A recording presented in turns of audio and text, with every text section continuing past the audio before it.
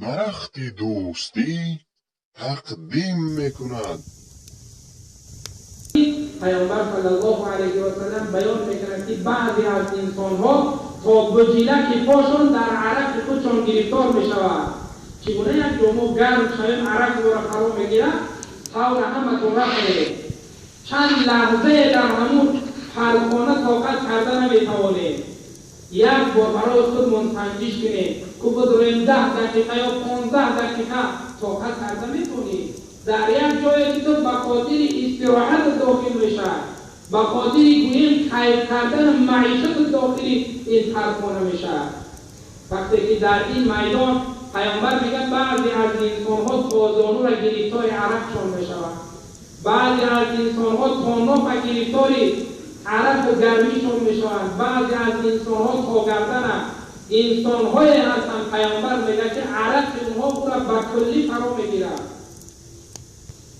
بعد از اون مردم دیگر بی‌طاقت میشوند، آفتاب نزدیک آمده، کسی غیرتی صحبت کردن نداره، کسی دیگر نمیتونه صحبت کنه. فرعون هم قرار داره، نمرود هم قرار داره، هامان هم قرار داره، شخصیت‌های خودخواه و متکبر ظالم هم قرار داره. کسی غیرتی صحبت کردن، جرأتی گپ زدن نداره.